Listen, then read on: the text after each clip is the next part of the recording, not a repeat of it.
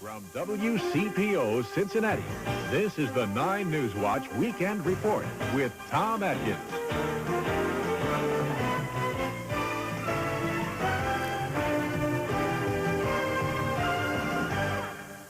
Hello, everyone. In the news tonight, 5 people were killed last night in what Dayton, Ohio police are calling the worst homicide case in that city's history.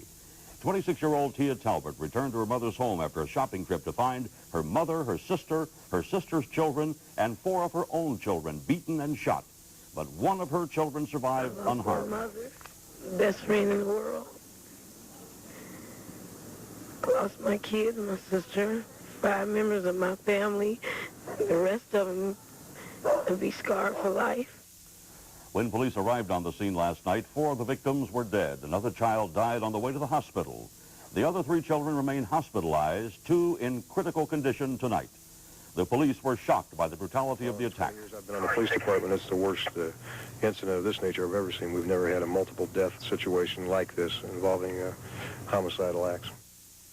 Today, 31-year-old Sammy Moreland was charged with 5 counts of aggravated murder and 3 counts of attempted aggravated murder.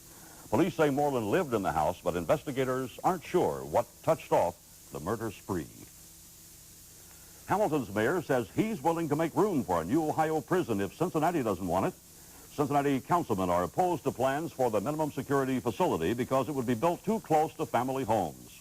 But Hamilton Mayor George McNally says his city would welcome the $14 million project. The new prison is needed to avoid overcrowding at other Ohio state prisons. A national jail consultant has a somewhat controversial idea to relieve jail overcrowding in Kentucky. David Bennett says Kentucky's counties should stop arresting and jailing people for public drunkenness. Bennett says up to half the inmates in some counties are there because of alcohol-related offenses.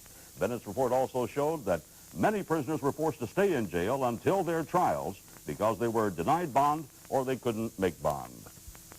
A pep rally in the Green Hills Forest Park School District today, a rally that united 2 schools which just faced off on the gridiron last night.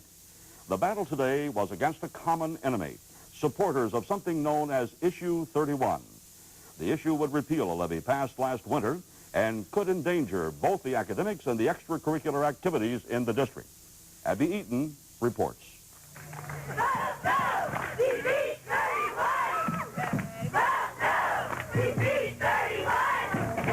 Actions speak louder than words. That was a lesson well learned this afternoon among the crowd on Green Hills Commons. Over 100 students from both Green Hills and Forest Park High Schools held an election pep rally of sorts. They're out to defeat Issue 31, a proposal they believe threatens their education.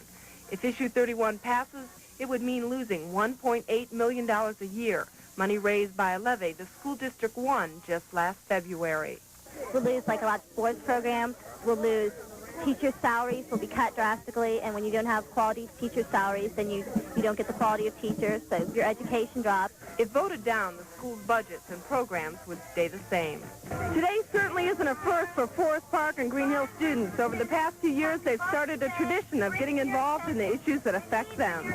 I feel if you're not involved in your school, then your school, it's nothing, because that is part of your future. I think really there's a lot of pride and spirit this year, and we're really concerned about ourselves and this levy not passing. School officials, of course, support the students' efforts and agree that all aspects of academics and extracurricular activities could be affected if Issue 31 passes. But what happens next to the blue and green of Forest Park and Green Hills is now out of the hands of the students and into those of the voters. Abby Eaton, Channel 9 News Watch. And coming up on the News Watch Weekend Report, more eyes on the sky at the Greater Cincinnati Airport and some outside help to stay warm inside this winter. Stay with us.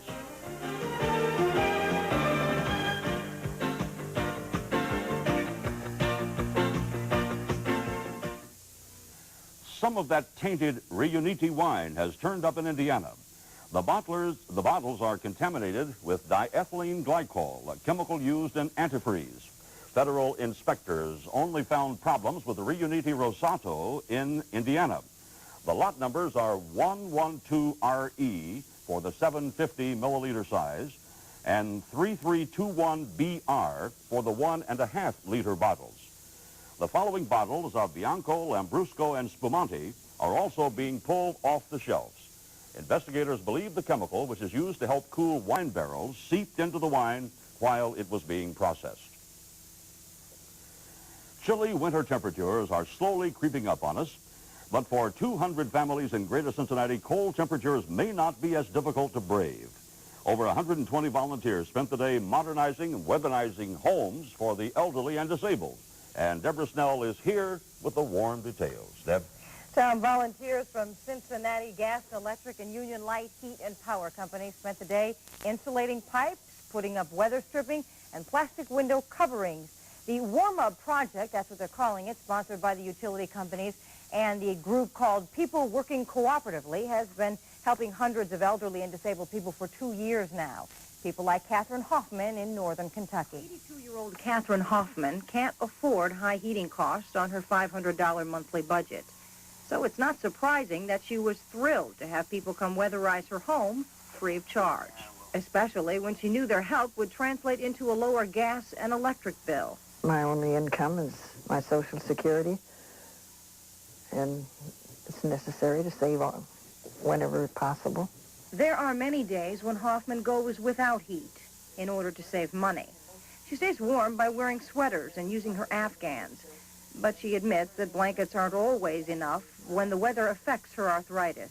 With arthritis, you must have heat, and that's my main reason for the Afghans, to keep my legs and limbs warm at all times. Why not just turn up the heat? Well, it would cost more money. Hoffman says she hasn't had her home weatherized in years. She lives alone and has no one to insulate her pipes or put on weather stripping, and hiring a professional was out of the question. I think it's wonderful that they volunteer their time because the work is hard. That's not easy work they're doing. We're just happy that we can do this for her, and I'm hopeful that it'll save her a few dollars on her gas bill. Saving $10 may not seem like a lot of money, but for Hoffman, who lives on $500 a month, it can mean an extra meal or two. Tom? Great story. I hope it saves her even more. They're helping a lot of people. Yeah, that's great. Thanks, Deb. Still to come on the Newswatch Weekend Report, Anthony James with sports and finding a safe place to stash your savings. Stay with us.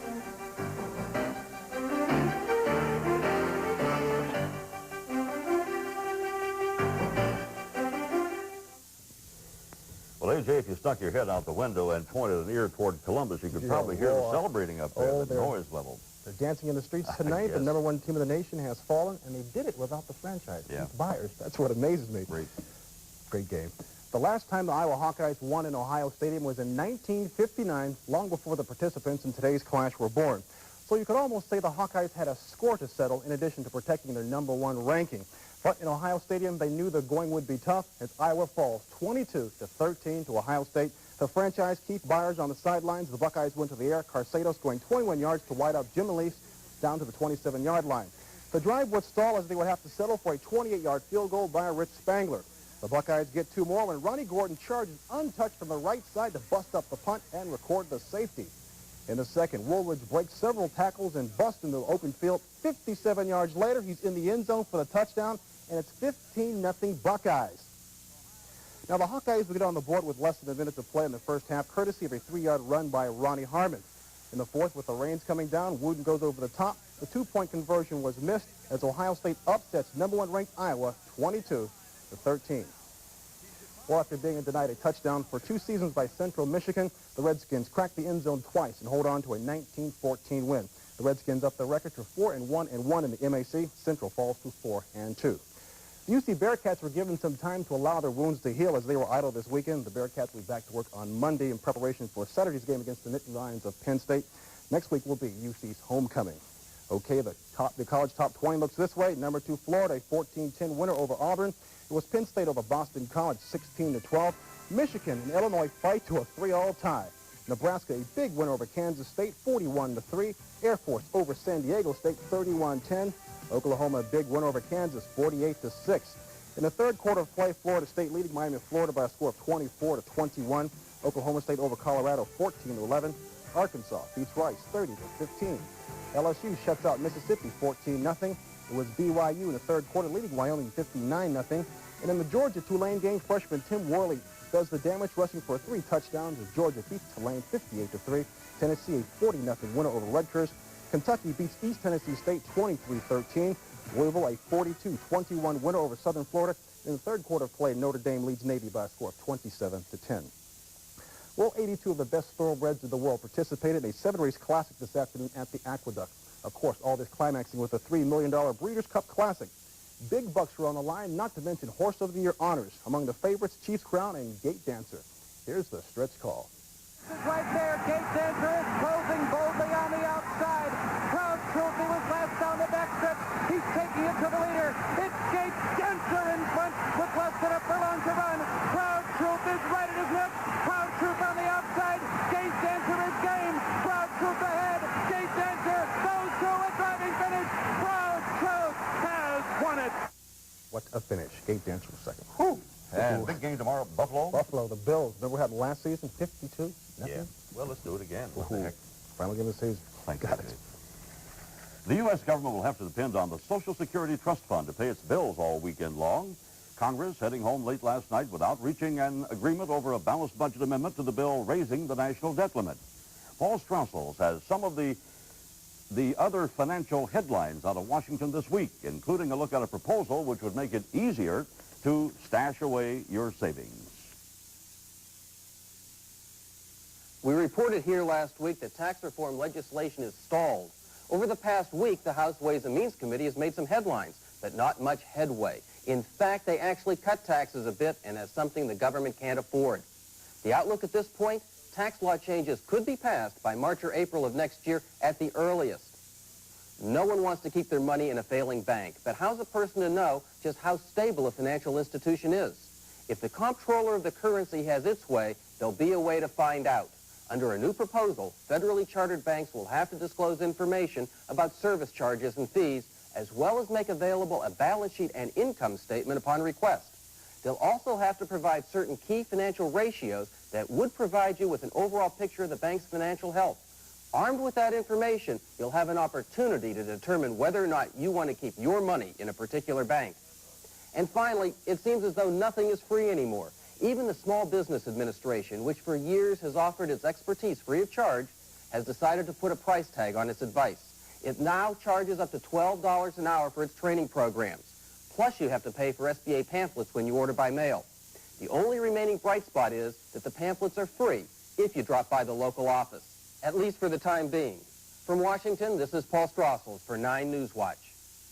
Well, Bill Myers, it was kind of a dreary gray day, but it was not cold. It was not all that bad, really. The mildness has been okay. It's been a dreary gray week. Yeah, it really has. I got a note from Bob Allen over here in the office when I came in today. See what you can do about this rain. Even Bob Allen's on me about it. Well, little did we think last weekend that Hurricane Juan would make our week generally dismal, but it did, and it's not over yet. We'll talk about that in a moment. Stay with us. Well, we're at 53 degrees, not much different from anything else we've had all day. Humidity right up there, 96%. Wind from the west at 7 miles per hour. The barometer, 29.80, and it is rising, and the wind is from the west at 7 miles per hour. The most we could muster on the warm side today was 61 degrees, and that was shortly after midnight. Our low occurred mid-morning. It was 54 degrees, and in fact, our 53, now I guess at this point, puts us at the official low. Well, normally we'd have a high of 59 and a low of 38. The record's 82 and 23 on this date back in history.